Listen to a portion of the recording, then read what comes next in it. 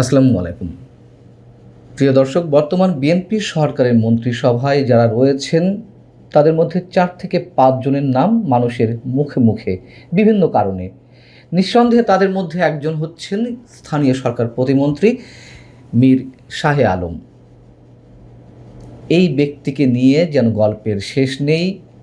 একের পর এক বিতর্কের সৃষ্টি করে গেলেও তিনি বহাল তবিয়তে আছেন। প্রচণ্ড ক্ষমতাশালী নাকি। এবার গণমাধ্যমের উপর তার খড়গ নেমে আসা দৃষ্টান্ত স্থাপিত হলো। অন্তত বেসরকারি টেলিভিশন চ্যানেল ওয়ান যেটি দাবি করছে, প্রতিমন্ত্রী হওয়ার পর মাত্র গত ৪-৫ মাসেই তার ঠিকাদারি প্রতিষ্ঠান ৩টি মন্ত্রণালয়ে ৪০ কোটি টাকার কাজ করেছে। এর মধ্যে তার নিজের মন্ত্রণালয়ও রয়েছে, স্থানীয় সরকার মন্ত্রণালয়। এমন একটি অনুসন্ধানী প্রতিবেদন প্রচারের পরপরই কি হলো, চ্যানেল ওয়ানের ফেসবুক পেজে সাইবার হামলা করা হয়েছে এমন অভিযোগ এসেছে। চ্যানেল ওয়ান বলছে যে সেই ধরনের হামলা এখনও অব্যাহত রয়েছে। সেই সাথে চ্যানেল ওয়ানের ইনস্টাগ্রাম হ্যাক করার চেষ্টা করা হচ্ছে। আমরা সবাই জানি এখন মূলধারা যে গণমাধ্যমগুলো রয়েছে তাদের সবারই সোশ্যাল মিডিয়াতে অবস্থান রয়েছে, ইউটিউব চ্যানেল থাকে, ফেসবুকে নিউজগুলো কন্টেন্টগুলো আপলোড করা হয়। এটি পত্রিকাগুলো বা টেলিভিশন চ্যানেল যেভাবে বলি না কেন সবারই রয়েছে। এবং মানুষ তো সোশ্যাল মিডিয়াতেই বেশি থাকে।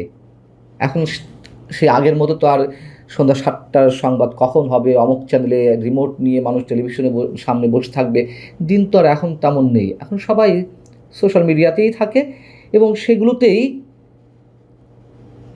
দর্শক সংখ্যা অনেক বেশি, মানে খোদ চ্যানেলগুলোর থেকে।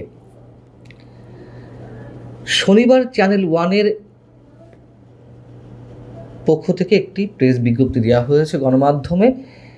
সেখানে যেটি বলা হচ্ছে, ১৭ই জুলাই সন্ধ্যা ৭টায় তাদের ওয়ান বুলেটিনে নীতি নৈতিকতা ভেঙে সরকারের সাথে স্থানীয় সরকার প্রতিমন্ত্রীর ব্যবসা ৩টি মন্ত্রণালয়ে ঠিকাদারি এই শিরোনামে খবর প্রকাশিত হয়, যেখানে সরকারের বিভিন্ন দপ্তরে মীর শাহে আলমের ঠিকাদারি কাজ নিয়ে বিস্তারিত তথ্য প্রমাণ তুলে ধরা হয়। এমনকি চ্যানেলটির প্রধান সম্পাদক নাজমুল আশরাফও জানিয়েছেন যে স্থানীয় সরকার প্রতিমন্ত্রীর প্রতিবেদনটি প্রকাশের পর থেকেই আমরা একের পর এক সাইবার হামলার শিকার হচ্ছি। প্রতিমন্ত্রী হওয়ার পরে সরকারের কাছ থেকে তিনি যেভাবে কোটি কোটি টাকার কাজ বাগিয়ে নিয়েছেন তাকে সংবিধান এবং নীতি বহির্ভূত বলে মন্তব্য করছেন আইনবিদরা, সংবিধান বিশেষজ্ঞরা, এবং তাদের বক্তব্য চ্যানেল ওয়ানের সংশ্লিষ্ট ওই নিউজটিতে তুলে ধরা হয়েছে। যারা এই নিউজটি দেখেছেন নিঃসন্দেহে সবার কাছে মনে হবে যে এই নিউজটির মধ্যে যা বলা হয়েছে, যা দাবি করা হচ্ছে তার সপক্ষে যথেষ্ট তথ্য প্রমাণ রয়েছে। তারপরেও যদি ধরে নেই যে নিউজটি ভুয়া, নিউজটি উদ্দেশ্য প্রণোদিত, নিউজটি স্থানীয় সরকার প্রতিমন্ত্রীর যে ভাবমূর্তি তা ক্ষুণ্ণ করার উদ্দেশ্যে প্রচার হয়েছে, বিশেষ উদ্দেশ্যে প্রচার হয়েছে, তারপরেও কি একজন মন্ত্রী বা প্রতিমন্ত্রী, একজন দায়িত্বশীল ব্যক্তি বা যেই হন না কেন এমন কাজ তিনি করতে পারেন? যদি ভুয়া হয়ে থাকে, তার যদি কোনো ধরনের অভিযোগ থাকে, সে বিষয়ে তিনি নিয়মতান্ত্রিক পথে হাঁটতে পারেন। এর জন্য প্রেস কাউন্সিল রয়েছে, সেখানে তিনি অভিযোগ দায়ের করতে পারেন। অথবা আইনের তো আরও অনেক ধরনের ধারা উপধারা রয়েছে যার মাধ্যমে তিনি আইনের আশ্রয় নিতে পারেন।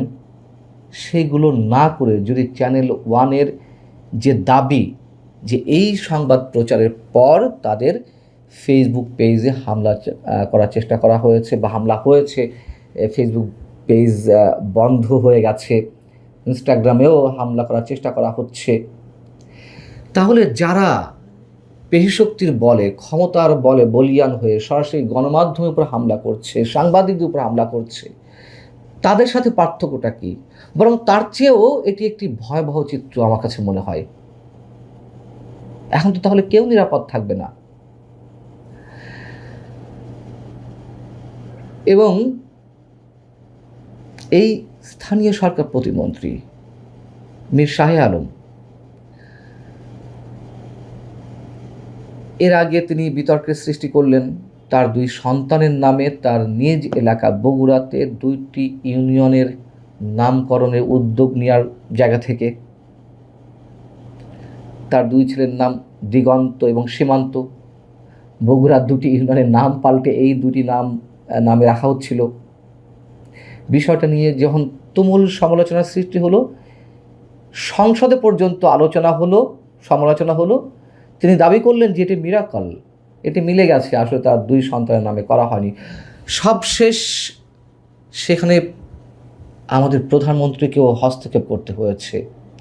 প্রধানমন্ত্রীর নির্দেশনা আসার পরে সেখান থেকে পিছু হটেন তিনি।